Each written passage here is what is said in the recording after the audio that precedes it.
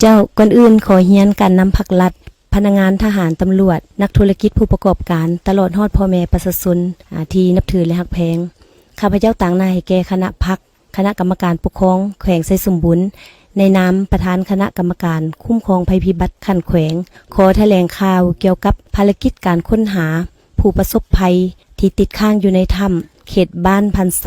เมืองลงแจ้งแขวงไซสมบูรณ์ซึ่งเริ่มปฏิบัติงานมาแต่วันที่22 พฤษภาคม 2026เวียงงานการค้นหาเพื่อกอบกู้เอาผู้ประสบภัยก็ถือว่าครั้งนี้แมนบนพื้นฐานความเป็นห่วงเป็นใยความเอาใจใส่จากการนำภาครัฐทุกภาคส่วนเนาะตลอดศูนย์กลางลงฮอดท้องถิ่นจึงได้สร้างเงื่อนไขเอื้ออำนวยความสะดวกเพื่อการรับการสนับสนุนการช่วยเหลือจากทุกภาคส่วนเข้ามาร่วมในการช่วยเหลือการปฏิบัติงานในครั้งนี้ฉะนั้นภารกิจครั้งนี้พวกเราได้รับการสนับสนุนช่วยเหลือทางด้านพาหนะเทคนิควัตถุอุปกรณ์บทเรียนประสบการณ์ของบุคลากรจากภาคส่วนต่างๆเป็นต้นแมนสมาคมอาสาเพื่อประชาชนลาวสมาคมใจถึงใจมูลนิธิสายใจลาวหน่วยกู้ภัยจริงใจหน่วยกู้ภัยนครหลวงหน่วยกู้ภัยนาคน้อยนอกจากนั้นพวกเขาจึงได้รับการสนับสนุนการช่วยเหลือเพื่อเขามาช่วยเหลือในการกอบกู้ผู้ประสบภัยครั้งนี้โดยเฉพาะต้นโตในเบื้องต้นกับเป็นทีมงานหน่วยกู้ภัยจากราชอาณาจักรไทยเนาะซึ่งมี3ภาคส่วนคือสมาคมกู้ภัยจากเมตตาธรรมแล้วก็สมาคมสายทานและสมาคมบึงการโศกกามได้ให้การสนับสนุนเข้ามาช่วยเหลือแล้วนอกจากนั้นก็พวกเขาก็ได้รับการช่วยเหลือจากสมาคมนักดำน้ำถ้ำลบเนาะซึ่งรวมมี7ประเทศคือประเทศไทยประเทศอินโดนีเซียมาเลเซียญี่ปุ่นออสเตรเลียฟินแลนด์และประเทศฝรั่งเศสเนาะเข้ามาให้การสนับสนุนในการปฏิบัติงานในครั้งนี้ทีมงานกู้ภัยจากหลายภาคส่วนเนาะก็ได้มีการประสานสมทบเนาะปรึกษาหารือและกำหนดแผนการเคลื่อนไหวซึ่งได้ประเมินจากข้อมูลตัวจริงและการประเมินสถานการณ์ตัวจริงเนาะจากนั้นก็ได้ดำเนินการจะตั้งปฏิบัติในการกู้ภัยและตกมาฮอดวันที่27 เดือนพฤษภาคม 2026นี้เนาะก็ถือว่าสามารถค้นพบผู้ประสบภัย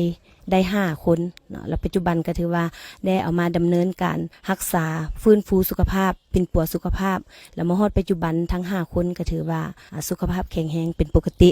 ภายหลังที่ค้นพบ5 คนนั้นแล้วเนาะทางทีมงานกู้ภัยและการจะตั้งทุกภาคส่วนของพวกเฮาก็ยังได้สืบโตแผนการในการซอกคนอีก2 คนที่ยังติดค้างอยู่ในถ้ำมาถึงวันที่6นี้เนาะอิงใส่สภาพการตัวจริงเห็นว่ามีหลายปรากฏการณ์เป็นปัญหาที่พาให้มันมีความยุ่งยากในการซอกหาเนาะเป็นต้นแมนอันนึงแมนสภาพดินฟ้าอากาศก็บ่อำนวยมีฝนตกหลายอยู่ในบริเวณดังกล่าวนี้เนาะถึงว่าแมนพวกเขาจะได้มีการเร่งสูบน้ำแต่ก็ปรากฏว่าระดับน้ำก็บ่ลดลงเท่าที่ควรนอกจากนั้นก็อิงใส่การวิเคราะห์ของเชี่ยวชาญทางด้านธรณีศาสตร์ของทีมงานกู้ภัย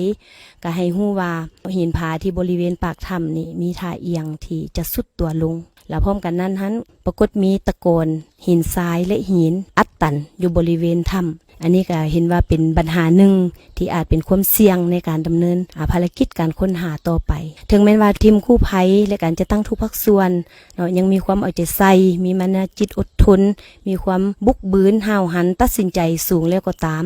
แต่ผ่านการปรึกษาหารือเป็นเอกภาพกันแล้วมาฮอดปัจจุบันแม้นพวกเราเห็นว่าจะต้องได้มีการยุติการปฏิบัติงานอยู่ในขอบเขตบริเวณในถ้ำจะอิงใส่การประเมินสถานการณ์และการกำหนดแผนในการจะตั้งปฏิบัติต่อไปซึ่งทิศทางในการจะตั้งปฏิบัติที่จะมีทายเอียงดำเนินการไปได้ดีคือแนวใดนั้นเนาะต่อไปขอเชิญทางทีมงานกู้ภัยพวกเราให้คำเห็นเนาะชี้แจงเจ้าครับ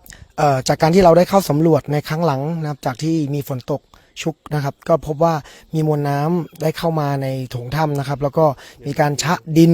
ชะหินทรายนะครับเข้าไปในจุดที่ผมดำน้ำเองนะครับทำให้เกิดการตื้นเขินของจุดดำน้ำทำให้การลงไปของผมเนี่ยมันยากขึ้นแล้วก็เกิดความแคบมากขึ้นนะครับเราก็เลยตัดสินใจออกมาก่อนนะครับแล้วก็พบว่าอันดับต่อไปเนี่ยทางทีมงานเราเนี่ยมีการเข้าไปแล้วพบว่าทางปากถ้ำเนี่ยมีการเคลื่อนตัว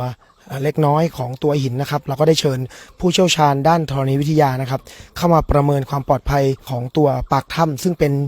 หินปูนทั้งหมดนะครับก็พบว่าในก่อนหน้านี้เนี่ยมันมีการ after shock จากการแผ่นดินไหวเนี่ยห่างจากเราไปประมาณ200กิโลเมตรซึ่งทางด้านนักธรณีวิทยาของเราเนี่ยก็ได้พบว่าอาจจะมีการส่งผลทำให้เกิดการเคลื่อนตัวของหินนะครับมีการขยับของหินณปากถ้ำเราหลังจากนั้นเนี่ยเราก็จะได้มีการประเมินตลอดทุกวันในการเข้าออกว่าตัวหินดังกล่าวเนี่ยครับมีการเคลื่อนต่อไหมแล้วสุดท้ายเนี่ยเราก็พบว่าหินดังกล่าวมีการเคลื่อนแล้วก็สุดตัวมากขึ้นจนนักธรณีวิทยาของเราเนี่ยก็พบว่ามันอาจจะเป็นอันตรายต่อไปในการเข้าและออกตัวถ้ำนะครับก็อาจจะส่งผลทำให้นักกู้ภัยแล้วก็นักดำน้ำของเราเนี่ยอาจจะเกิดอันตรายต่อไปในการเข้าและออกครับครับจากการวางแผนภารกิจการปฏิบัติการค้นหาและช่วยชีวิตทั้ง7ชีวิตที่ติดอยู่ในถ้ำนะครับจะได้เห็นผ่านสื่อมาแล้วบ้างนะครับว่าโครงสร้างการปฏิบัติการของพวกเรามีทั้งเหนือเขาแล้วก็ในปล่องถ้ำแล้วก็การบริหารจัดการน้ำซึ่งตลอดระยะเวลาที่ผ่านมาการบริหารจัดการรวมถึงแผนปฏิบัติการได้ดำเนินการตลอดทั้งกลางวันและกลางคืนนะครับตลอด24ชั่วโมงไม่ได้พักเลยแต่ว่ากลไกที่มีการเปลี่ยนแปลงเกี่ยวเนื่องกับทางธรรมชาตินะครับซึ่งเป็นอุปสรรคปัญหาใหญ่ของภารกิจนะครับก็พิจารณาแล้วว่าคงอยู่ใน